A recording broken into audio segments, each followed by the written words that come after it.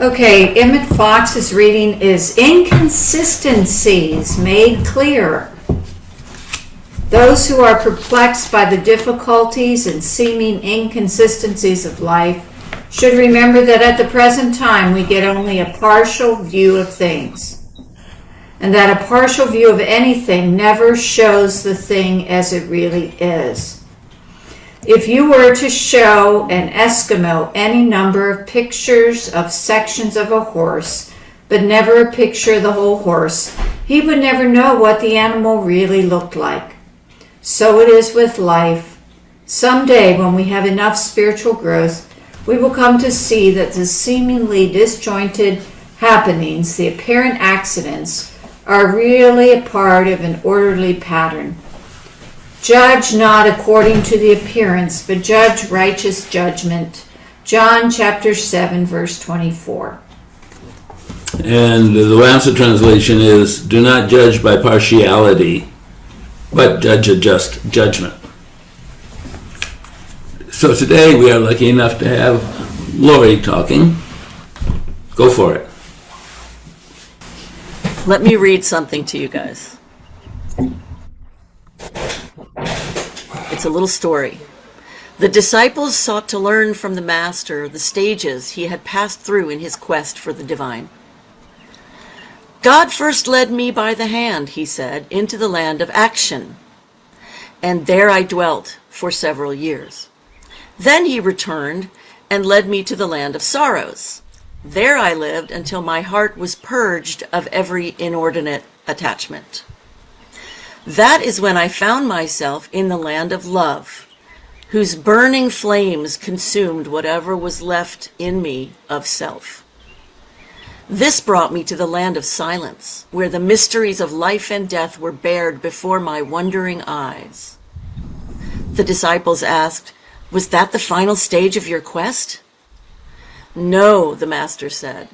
"One day God said, 'Today I shall take you to the innermost sanctuary of the temple, to the very heart of God.'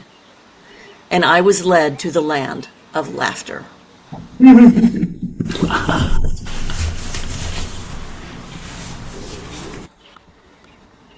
Last week, Christy turned into a cow. On Zoom, she pushed a button and her image turned into a cow. I thought I was on screen. I didn't know that I had my image off, but I died laughing. So did Phyllis. Phyllis lost it too. And she actually left the room. Yes. What we were experiencing is something that is called geliophobia. It is the fear of laughter. Oh no, I cannot be humorous in the face of God. Well, excuse me, God is laughter. God is laughter. There's a woman named Reverend Susan Sparks. Get this list. This is fun. She's a Baptist minister, a former trial lawyer, and a stand-up comedian. Her book is called Laugh Your Way to Grace. And here's a quote from her. "Laughter is the GPS system for the soul. If you can laugh at yourself, you can forgive yourself. And if you can forgive yourself, you can forgive others." And Annie Lamott says, "Laughter is carbonated holiness." It's a remarkable thing to be able to lighten the hell up. Somebody said, and I'm afraid I can't find it this quickly, but somebody said that when you laugh, you are enlightened. In that moment, you are not in your worries, you are not in anything, you're just laughing. That is it. And it turns out, in my research for this, that Teresa of Avila is hilarious. Who knew? She says, "From our sour-faced saints, good Lord, deliver us." She was a 16th century Spanish Carmelite nun, a reformer, and a doctor of the church. Apparently, because I'm not Catholic, this is doctor of the church is one of the highest designations the Catholic Church gives. So she reformed an entire religious order And she actually said something a little longer about that quote. She said, "From silly devotions and sour-faced saints, good Lord, deliver us." She also said it, I think you'll love this, "A sad nun is a bad nun. I am more afraid of one unhappy sister than a crowd of evil spirits. What would happen if we hid what little sense of humor we had? Let each of us humbly use this to cheer others." So, in other words, I'm more afraid of one unhappy sister than a crowd of evil spirits. She's saying joylessness is more dangerous than evil. That's interesting. She also was very funny in that she was traveling to one of her convents in terrible weather. She fell off her donkey and she landed in the mud. And she looked up at heaven and she said, "Lord, if this is how you treat your friends, no wonder you have so few of them." She was a very, very funny woman, and I love her relationship with the divine. So what we experienced was geliophobia. The word, the gelio, we already know what phobia means, but gelio comes from the Greek. It comes from the Greek meaning laughter or mirth. And the Greeks took laughter seriously enough to give it its own root word. So it shows up in a really spiritually significant word in the New Testament, the Greek word agaliasis, apparently, which is used repeatedly in Luke and Acts, and it means exultant joy or exceeding gladness. So the Greeks knew that laughter and holy joy were in the same family. And that's really important. It's really important. The people who wrote the scriptures had the word for sacred laughter, joy, and we've spent centuries being afraid of laughing in the seriousness of God. God is not serious, not like that. God is your laughter. Laughter is the thing that started me coming to hang out with Brian. Somebody told me, there's this cool church. Sometimes they'll even let you give a talk. I'm like, well, that's my church then, because I always want to talk. So, let me go see it. So I called Brian on the phone. And the way that he laughs is very much like the way my brother laughed. Brian has this, he suddenly laughs out of nowhere. Like he just has this way of bursting out with laughter. And it was so fabulous. It was so much fun that I just loved him immediately. It was like, oh my God, you are the coolest dude ever. And so here I am, I think it's 7 years later. You know?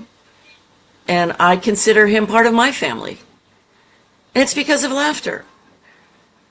It's not because he's like, here, let me be profound and then you'll want to hang out with me. No. We all can be profound, and profundity is important. But you know what? The one thing we do in this culture that is all messed up is we're so damn serious about everything. About freaking everything. I've been putting together this entire teaching, and I'm just now starting to write the book. And it's all about, it takes what we mistakenly call the ego, the consciousness within we've all been embodied throughout the age of Pisces, which is what is it, 14,000 or 1,400 years? But we've been encased in a chrysalis for thousands of years. And the chrysalis has been created to tell us, you're not important, you don't matter, your feelings aren't important, you are going to fail, but try anyway, and if you fail, it's your fault, by the way. This is the structure on which we have built our lives. It's not our fault.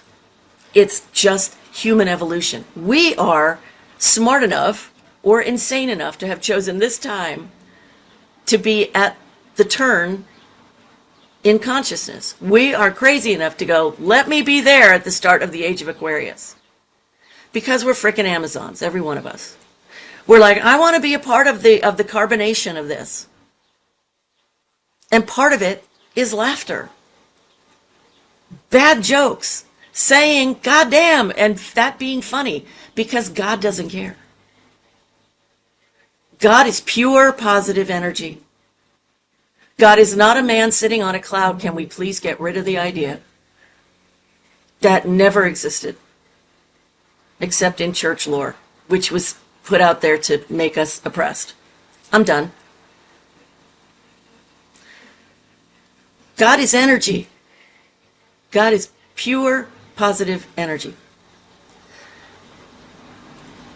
Since we're made of that, wouldn't it make sense for us to be able to access that? Right? Wouldn't that make sense? But here we are, like, I don't have the job, I don't have the money, I don't have the lover, I don't have the boat, I don't, whatever. Like, right? So we're sitting here going, I'm trying to figure out what's going on here, what's happening. And what if we practiced reaching for things that are funny? Norman Cousins, the famous doctor, was dying in the hospital, had somebody bring him a whole bunch of Marx Brothers movies, and laughed himself back to health. It's a famous story. That's how powerful laughter is.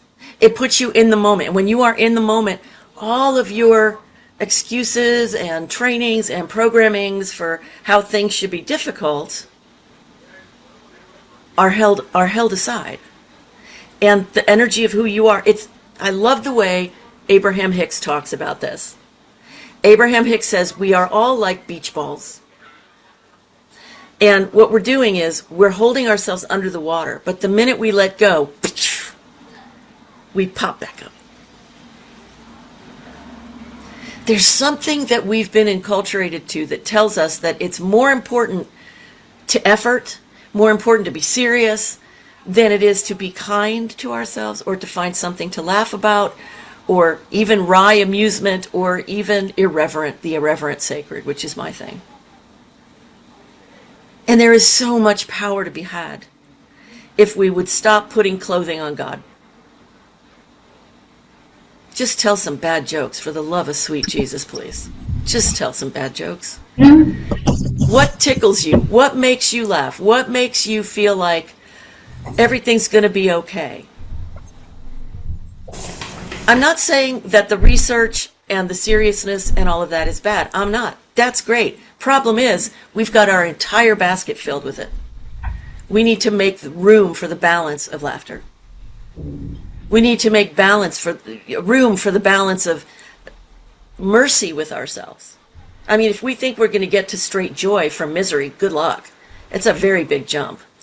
But you can get to relief. And the thing that really has made a difference for me in these last, I'd say, 4 years is I've laughed in my life. Like, I like laughing. But I never thought it made a difference. I never thought it mattered. Like, it was nice. It was great. Thank God I could have some laughter. But, like, the real work was in the serious stuff. Turns out I'm not right about that. I wasn't right about it. I'm going to get backing here from Lori R. I appreciate that. It turns out that the energy that we are made of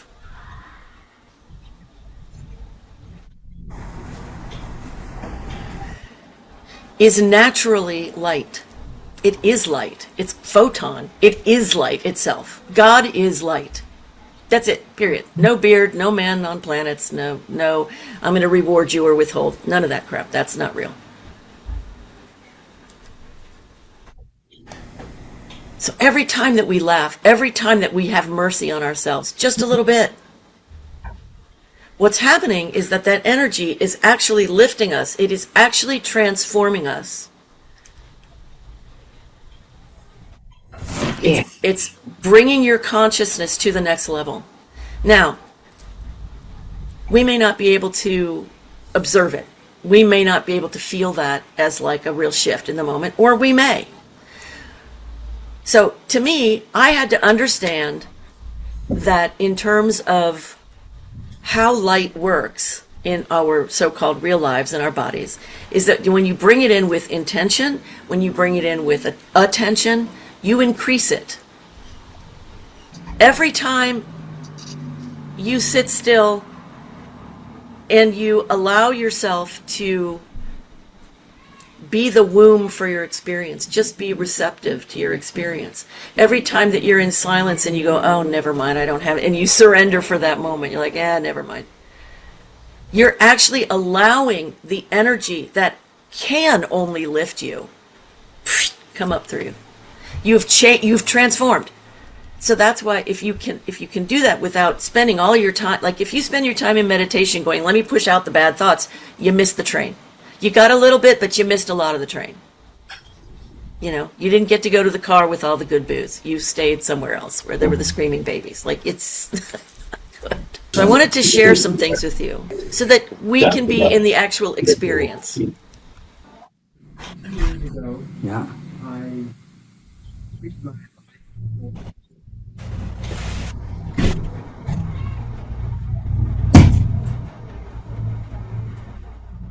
Great.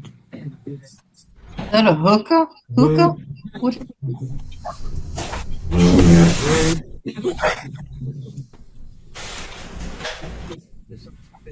Great.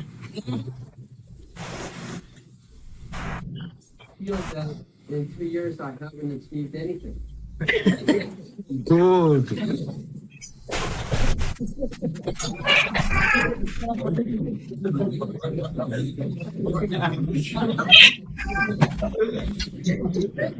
That means Go out now? good realization.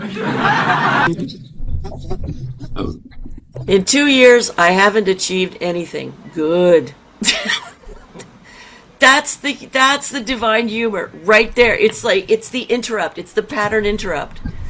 It's freaking hilarious. If you want to look at two guys who know how to be in joy, check this out.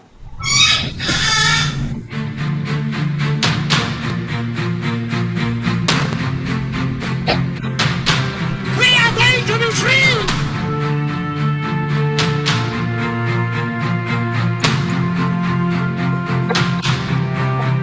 Said you quit. Sex. Did you say that? You are a monk, remember? I've sometimes said to him, the cameras are on us.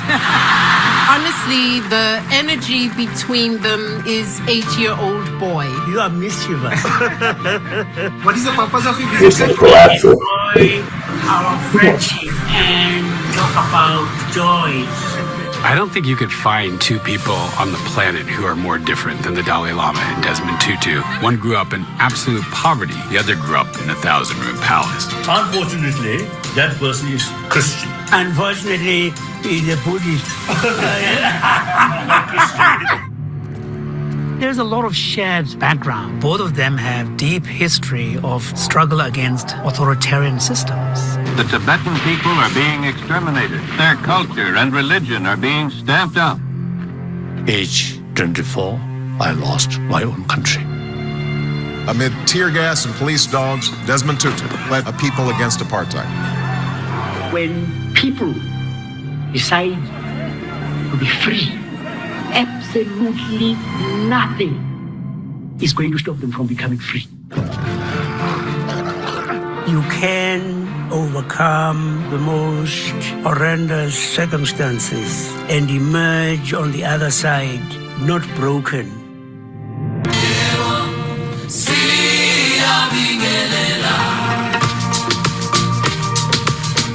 When you say you are pursuing happiness, you are not going to find it. Happiness isn't just something that feels good. Happier people, they're physically healthier, they have stronger immune systems, they even live longer. Ultimate source of happy life, inside, not outside.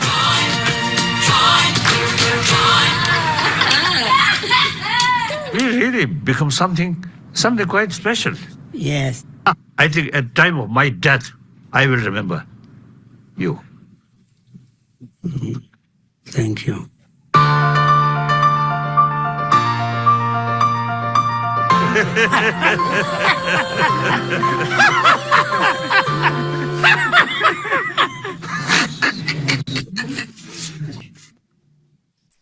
And one more for you.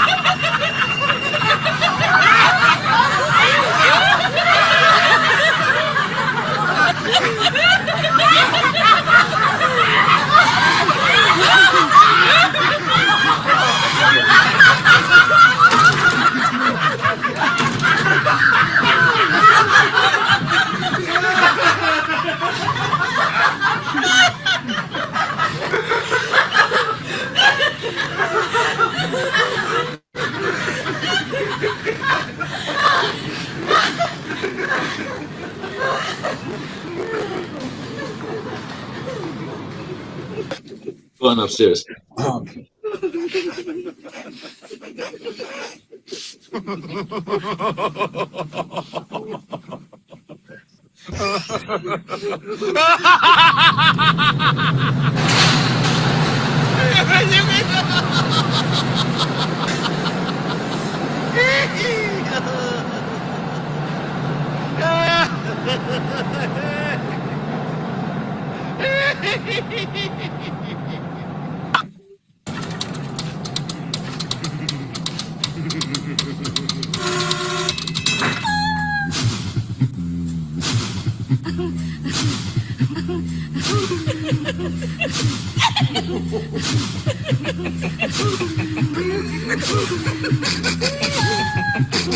The music of laughter.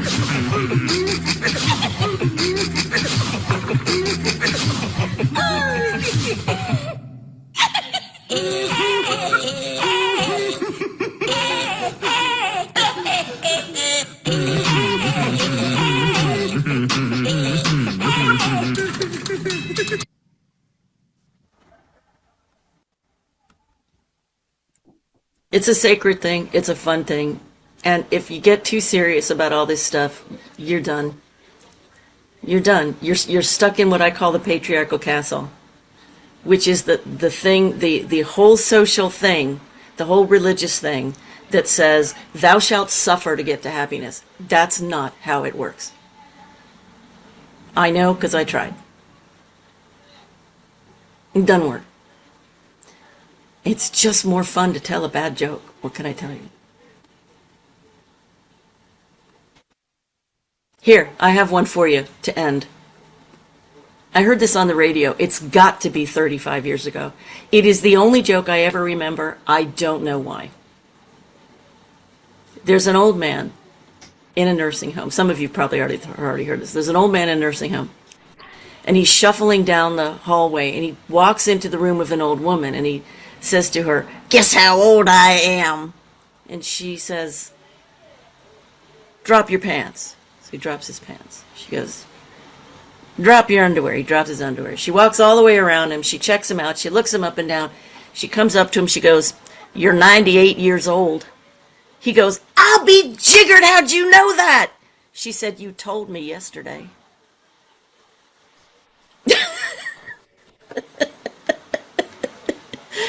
And that's what I have for you tonight. Thank you all for being here. Thank you for walking this earth and making the world a better place. Thank you for walking with the divine, moving along the spiritual path, choosing to grow into the divine. Thank you for making yourselves available to serve in the ways the divine would have. We thank the divine for watching over us, for guiding us, for educating us today and in the week to come. We thank you for guiding our paths, telling us when and how to do something when there is someone hurting near us, or when we simply can better a situation. And we thank the divine for bringing us back again together to laugh and joy as a community. We say thank you, dear God, for all this good that you have delivered to us and all the love you shared with us and we are able to share together. We say thank you, thank you, thank you, and amen.